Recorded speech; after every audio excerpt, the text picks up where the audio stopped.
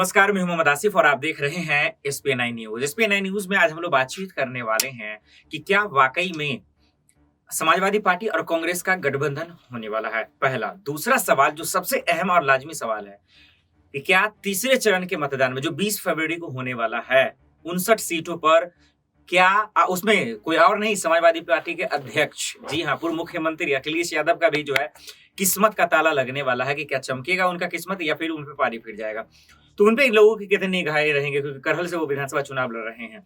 इन्हीं दोनों सवालों पर आज हम लोग बातचीत करने वाले हैं और तीसरा सवाल ये रहेगा हमारा कि क्या तीसरे चरण में कौन ऐसी पार्टी सबसे बड़ी पार्टी होगी जो जिसका सबसे बड़ा दबदबा रहेगा, क्योंकि तीसरे चरण में सबसे ज्यादा, जिस तरह से दूसरे चरण में मुसलमानों का वोट प्रतिशत ज्यादा था, उसी तरह तीसरे चरण में यादवों का वोट प्रतिशत ज्यादा है। तो उसी हिसाब से किसका किस्मत चमकने वाला, उस पर बातचीत करेंगे। इन्हीं तमाम सवालों का जवाब देने के लिए आज मेरे साथ मौजूद हैं चमन। आपका बहुत बहुत स्वागत है। सबसे पहला सवाल चमन, क्या लगता है आपको, लगातार दिन ब दिन कुछ न कुछ बयान आ रहे हैं, कभी अखिलेश यादव के, कभी प्रियंका गांधी के लिए, क्या मान लिया जाए, क्या वाकई में कि चुनाव के बाद 10 मार्च के बाद क्या समाजवादी पार्टी और कांग्रेस का गठबंधन होने वाला है? अगर हाँ, तो इससे कितना फायदा मिलेगा गठबंधन को? देखिए, सबसे पहली बात तो ये है आसिफ जी की अभी जो तीसरे चरण का चुनाव होने वाला है, आपने बताया, उसमें जो अखिलेश यादव जी करहल से चुनाव लड़ रहे हैं, वहां से जो लड़ रहे हैं, वो सबसे ज्यादा यादवों का जोन है। वहां पे यादवों की जनसंख्या बहुत ज्यादा है। तो ये कहीं ना कहीं समाजवादी पार्टी के लिए ये अच्छा साबित हो सकता है कि यादवों के लिए सबसे ज्यादा वोट बैंक है, उसे वो साध सके। लेकिन यहीं पे अगर हम बीजेपी की बात देख लेते हैं, कांग्रेस की बात देख लेते हैं, तो बीजेपी कहीं ना कहीं धर्म के आधार पे अपने धर्म के रथ पे चढ़ करके अपनी राजनीति साधने की कोशिश कर रही है। और हमने पिछले चुनावों का भी प्रदर्शन देखा है, 2017 का भी प्रदर्शन देखा है हमने, कि समाजवादी पार्टी ने करहल के अंदर और जो 16 जिले हैं, इनके अंदर यादवों का जो वोट बैंक ज्यादा है, वहां पे अपनी एक अलग ही पहचान बना रखी है। और वहां के वोट बैंक जो यादव वोटर्स हैं, वो ज्यादातर सपा को वोट करते हैं। तो ये कहीं ना कहीं बहुत बड़ा मुकाबला होने वाला है तीसरे विधानसभा चुनाव में, क्योंकि दो कारणों से बड़ा मुकाबला होने वाला है कि 16 जिलों पे चुनाव हो रहा है आसिफ जी। और दूसरी बात ये है कि यादवों के जो वोटर्स हैं, वो कहीं ना कहीं इस वजह से ज्यादा रोमांचक होने वाला है। लेकिन अगर हम दूसरे सवाल को रुख करें अगर चमन, तो आज अखिलेश यादव ने बड़ा बयान दिया।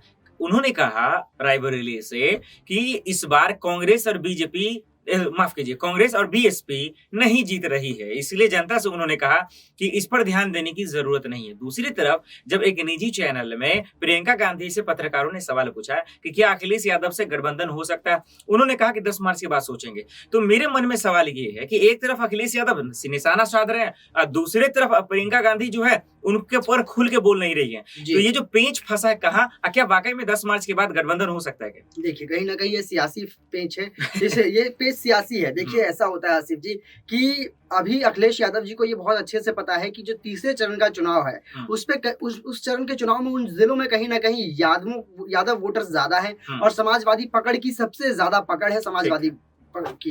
लेकिन हमें यह भी देखना होगा कि पहले चरण का भी चुनाव हुआ, दूसरे चरण का भी चुनाव हुआ, और अभी और भी चरणों के चुनाव बाकी हैं जिन जिलों में चुनाव होने हैं। तो एक जगह से एक चरण के चुनाव के लिए इस तरीके से अपने हौसले बुलंद नहीं करने चाहिए सपा पार्टी को, कि कांग्रेस को आप इस तरीके से निराधार कर रहे हैं, कांग्रेस को आप दरकिनार कर रहे हैं। ये कहीं ना कहीं गलत होगा, क्योंकि 10 मार्च के बाद अगर आपके पास सीट कम आई तो आपको कांग्रेस से गठबंधन करना पड़ेगा। तो कहीं ना कहीं फिर कांग्रेस की तमाम शर्तें होंगी जिसपे आपको शायद मानना पड़ जाए। ये एक बड़ी बात है। लेकिन वहीं अगर इस सवाल की ओर रुख करें कि ये जो जिस पेज की बात आप कर रहे हैं, सस्पेंस की बात कर रहे हैं, इससे बीजेपी को कितना फायदा और कितना नुकसान साबित हो सकता है?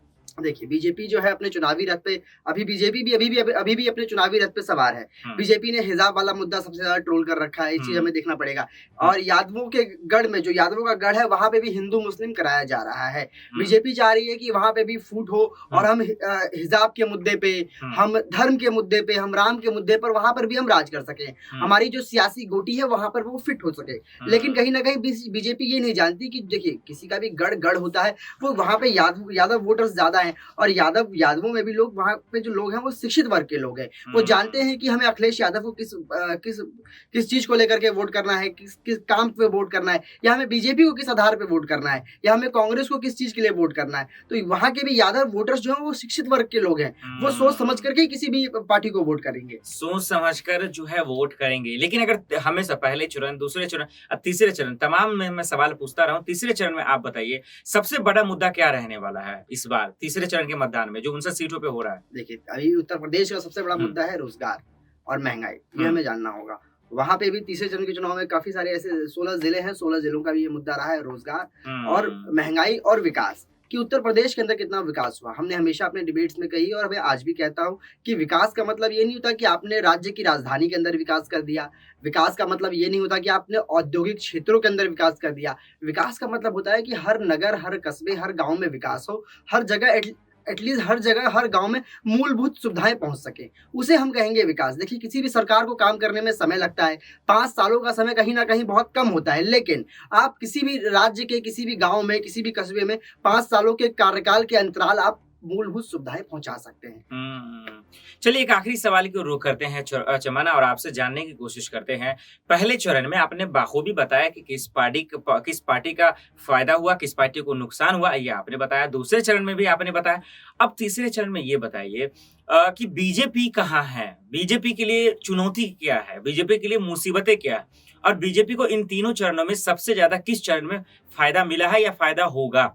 देखिए साहब, बीजेपी को अभी चुनाव में ये तो आने वाला 10 मार्च ही बताएगा कि किसके देखिए, हम प्रेडिक्शन लगा सकते हैं, लेकिन ये निश्चित तौर पे हम नहीं कह सकते। बिल्कुल। पहले चरणों में भी बीजेपी के पक्ष में कुछ प्रतिशत वोटिंग हुई है, दूसरे चरण में भी हुई है और तीसरे चरण में भी होगी। लेकिन बीजेपी को ये चीज समझनी होगी कि जैसे बीजेपी अगर धर्म के आधार पर राजनीति कर रही है, तो समाजवादी पार्टी की भी जातीय समीकरण है अपनी।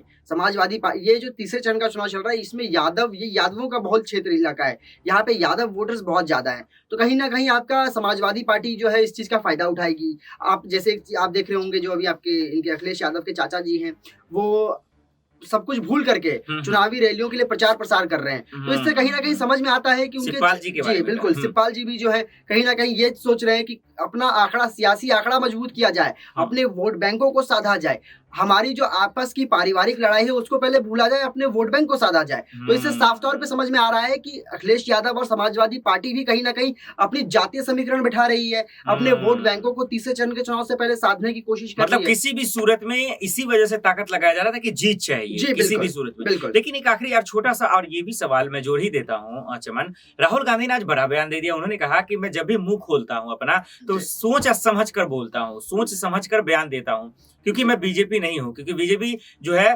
जो भी बोलती है झूठे वादे करती है, क्योंकि मैं झूठे बोलता नहीं हूँ। क्या वो क्या जताना चाहते हैं? क्या बीजेपी जो भी बोलती है झूठे बोलती है, जो भी वादे करती है झूठा ही करती है? देखिए, हम ऐसा नहीं कह सकते कि बीजेपी जो है हमेशा झूठे वादे करती है या फिर झूठी बातें बोलती है। हमें ये समझना होगा, बीजेपी कुछ भी है, 3 दशकों से केंद्र में उनकी सरकार चल रही है और उन्होंने भी देश के लिए काम किया है।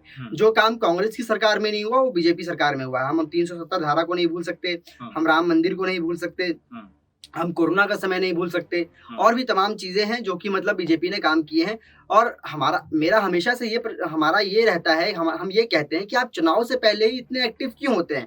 आप जैसे चुनाव के समय में एक्टिव रहते हैं, आप वैसे 5 सालों के कार्यकाल में एक्टिव रहिए। हम सरकार से ये कहते हैं, लेकिन हम इस चीज को नहीं दरकिनार कर सकते, हम इस चीज को नहीं भूल सकते कि बीजेपी ने काम नहीं किया। ऐसा नहीं बीजेपी ने काम नहीं किया, बीजेपी ने भी काम किया, लेकिन बीजेपी ने दावे बहुत बड़े बड़े कर दिए, लेकिन वो काम उतना नहीं कर पाई, लेकिन बीजेपी ने भी साहब काम किया है। चलिए, बहुत बहुत शुक्रिया चमन, हमें इन तमाम सवालों का जवाब देने के लिए। देखना यही होगा कि जो प्रेडिक्शन चमन ने दिया है तीसरे चरण में होता है या नहीं। ये भी देखना होगा कि बीजेपी कैसे फाइट करती है, मुकाबला करती होगी, और ये भी देखना होगा कि जो सबसे बड़ी मुसीबत है अखिलेश यादव के लिए, क्या वो जीत रहे हैं या नहीं, क्योंकि लोगों की निगाहें कर्लर पे रहेगी, क्योंकि तीसरे चरण में उन्हीं पे लोगों की निगाहें हैं। और आखिरी सवाल जो मैंने इनसे पूछा था, देखना ये भी होगा कि क्या 10 मार्च के बाद वाकई में समाजवादी पार्टी और कांग्रेस का गठबंधन होता है या नहीं, या फिर ये भी सवाल बनकर ही रह जाएगा। बहुत बहुत शुक्रिया चमन, हमें इन तमाम सवालों का जवाब देने के लिए। फिलहाल के लिए इतना ही। बाकी खबरों के लिए देखते रहिए SPN9 न्यूज़। नमस्कार।